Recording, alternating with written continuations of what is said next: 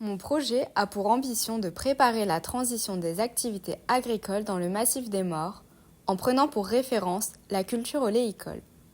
La culture de l'olivier a longtemps été un pilier de l'économie plantouriane. Aujourd'hui, elle retrouve tout son intérêt en raison de la capacité d'adaptation des oliviers face au changement climatique et de la hausse de la demande d'huile d'olive. Considérons d'abord le climat. Nous observons déjà les effets du changement climatique. D'ici 2060, les météorologues prévoient une augmentation des températures et une intensification du stress hydrique déjà important dans la région. Notre modèle agricole ne pourra perdurer si nous ne l'adaptons pas dès à présent. L'aridoculture, ensemble des techniques permettant de produire en milieu aride, pourrait être un nouveau mode de production à mettre en place. L'olivier, de par son mécanisme de photosynthèse, fait partie des essences résistantes aux températures élevées et à la sécheresse. Concernant la hausse de la demande, les Français consomment aujourd'hui 3 fois plus d'huile qu'il y a 30 ans. Cependant, la production actuelle ne peut satisfaire que 4% de la demande. La France est donc contrainte d'importer de l'huile. La production française est précisément localisée autour du bassin méditerranéen. La région PACA couvre à elle seule 70% de la production. Le massif des Maures subit la pression touristique du littoral. Ce type de tourisme consomme et impacte les milieux. Néanmoins, depuis une vingtaine d'années, l'agrotourisme émerge comme une alternative au tourisme de masse. Il lie tourisme responsable et agriculture raisonnée.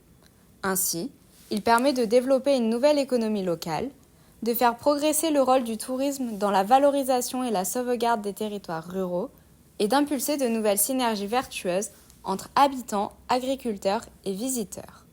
Ces démarches ont déjà fait leurs preuves en Toscane ou en Croatie. De plus, en 2005, les routes de l'Olivier, un itinéraire traversant 15 pays, a été certifié itinéraire culturel par le Conseil de l'Europe. Regardons plus précisément le potentiel du plan de la Tour. Le plan de la Tour a un caractère agricole très prononcé, et son patrimoine bâti témoigne d'un passé oléicole remarquable. Aujourd'hui, les 521 hectares de terres agricoles sont majoritairement investis par des vignobles. Les prévisions climatiques actuelles nous amènent à nous questionner sur nos pratiques agricoles et leur devenir. Contrairement à la vigne, l'olivier utilise un mécanisme de photosynthèse lui permettant de maintenir une faible ouverture des stomates, même en période de sécheresse. Cette adaptation lui confère une meilleure résistance au climat aride. Les friches agricoles sont des opportunités de territoire à réinvestir. On en recense 475 hectares disséminés sur l'ensemble de la commune, dont 286 hectares favorables à l'implantation d'oliviers. Cette sélection a été faite au regard de la morphologie en cirque de la commune et des besoins en ensoleillement des oliviers. Les friches situées en partie nord de la commune, sur des versants sud, seront favorables à la culture d'oliviers, contrairement à celles situées sur des versants nord. Le projet que je vous propose se structure en 3 parties. Par la remise en culture des friches à l'échelle communale d'une part, la création d'itinérance apprenante pour découvrir et comprendre le territoire et ses transitions, et enfin par un édifice levier incarné par l'atelier d'expérimentation oléicole.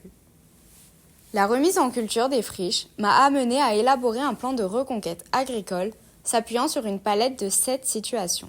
De nouveaux sujets sont plantés sur les friches agricoles, mais également en lisière des milieux forestiers afin de lutter contre la propagation des incendies, dans l'espace public villageois comme élément structurant, et en soutien sur les parcelles viticoles. Replanter des arbres en plaine permet de réintroduire un équilibre écosystémique. Par ailleurs, cette démarche prend aussi en compte l'existant. L'atelier d'expérimentation est associé aux oliveraies professionnelles existantes. Les olivettes, groupes d'oliviers abandonnés et souvent reconquis par la Pinède, sont désormais entretenus. Et les particuliers bénéficieront d'un soutien pour valoriser les fruits et restaurer leurs arbres. La deuxième partie de ma proposition concerne la création d'un réseau d'itinérance, les chemins des oliviers. Il relie, grâce à une promenade agricole, le village, l'atelier d'expérimentation et des édifices patrimoniaux remarquables. Ces itinérances sont ponctuées de 3 haltes. Chacune a fait l'objet d'une micro-intervention architecturale se voulant réversible. Également traversé par les itinérances mises en place, l'atelier d'expérimentation s'implante sur une friche, au creux du cirque, dans la plaine agricole. Ces collines qui nous enveloppent nous permettent de nous situer dans le territoire. L'édifice est au cœur de la plaine alluviale. Les caractéristiques géologiques de ses sous-sols en font un lieu propice à l'implantation de l'atelier d'expérimentation. Situé à proximité directe du cœur villageois, le projet devient un nouveau lieu fédérateur pour la commune. L'architecture s'incarne par 2 édifices, orientés afin de révéler des vues existantes.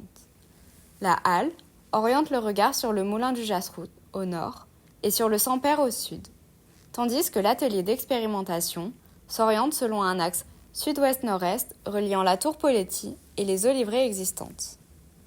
Autour des édifices, les champs d'expérimentation permettent d'étudier l'avenir de la filière oléicole. Chaque champ traite un sujet particulier, l'agroforesterie, l'irrigation, l'impact de la taille des arbres. Ces espaces s'inscrivent dans le réseau de parcelles pilotes développé par la filière nationale. Concernant les édifices, l'atelier d'expérimentation est scindé en 2 volumes, un premier se voulant productif et un second apprenant. Le premier volume, opaque et énigmatique, abrite l'atelier de transformation mécanisée.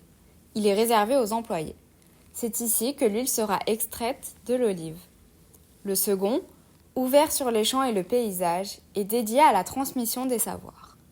Au rez-de-chaussée, les visiteurs sont immergés dans l'histoire oléicole méditerranéenne à travers plusieurs espaces d'exposition. Promeneurs curieux ou enfants intrépides déambulent librement autour de la chaîne de production artisanale. À l'extrémité de ce volume ouvert, derrière un tressage réalisé en gourmand d'olivier, se trouve l'espace de vente des produits transformés. À l'étage, une passerelle parcourt l'édifice. Elle permet d'observer simultanément la chaîne de production mécanisée et celle artisanale. La passerelle conduit à la salle de dégustation. En hauteur, dégageant une vue sur la canopée, elle permet d'offrir une expérience immersive où le goût et la vue s'entremêlent.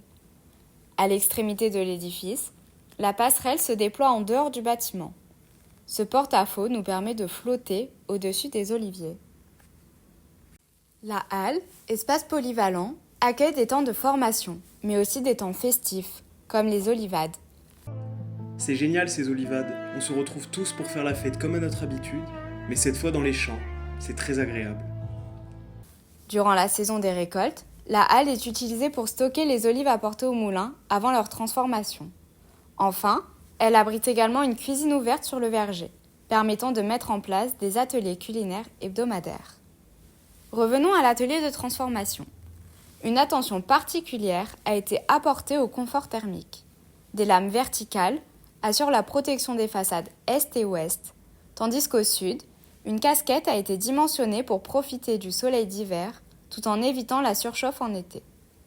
La masse en pisé confère de l'inertie à l'espace de transformation et les propriétés déphasantes de la terre assurent un confort thermique constant tout au long de la journée. Enfin, des noues plantées de chaque côté du bâtiment collectent et drainent les eaux de pluie. La stratégie constructive permet une lecture claire des espaces. Une structure poteau-poutre vient abriter le projet. Elle permet de scinder l'espace en 2 nefs, une dédiée à la production et une autre à l'apprentissage. Une dualité s'opère entre massif et filaire.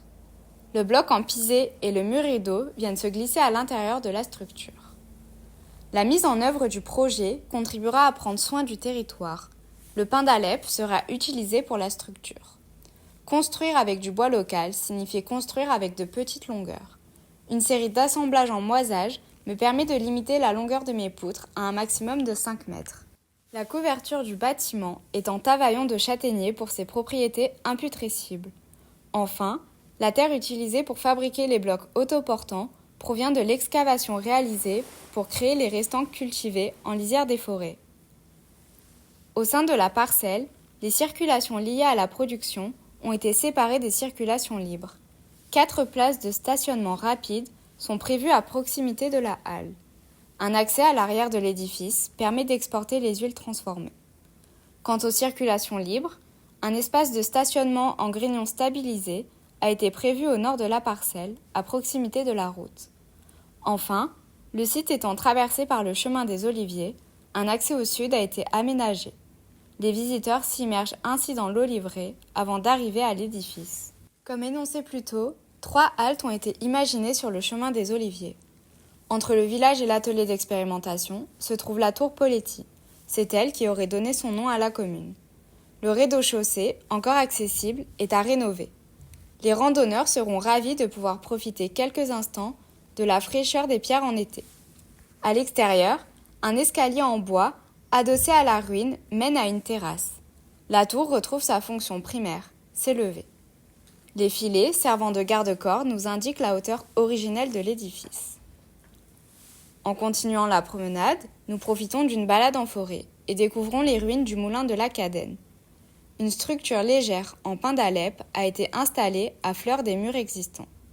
Prendre de la hauteur, s'immerger dans la cime des arbres et découvrir, depuis le sud, la plaine agricole, le village et l'atelier d'expérimentation.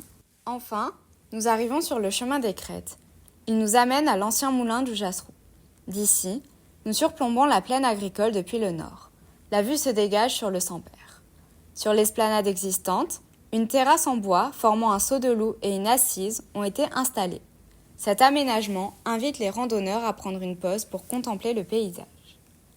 Ainsi, je propose de réactiver des savoir-faire locaux liés à la production. Le plan de reconquête agricole, ici appliqué à la commune du Plan de la Tour avec l'Olivier, peut se développer à l'échelle du futur PNR en y intégrant d'autres essences favorables à l'aridoculture, comme le figuier, le pistachier ou le grenadier.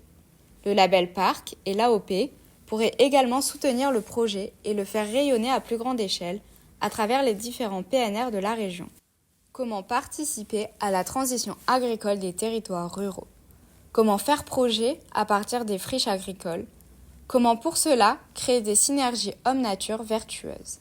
Ces questions ont guidé la conception de ce projet.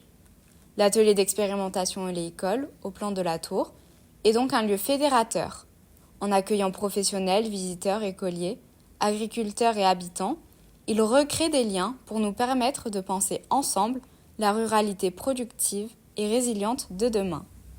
Ce projet pilote peut être porté par le futur PNR et réactive une filière oléicole innovante et une économie locale vertueuse.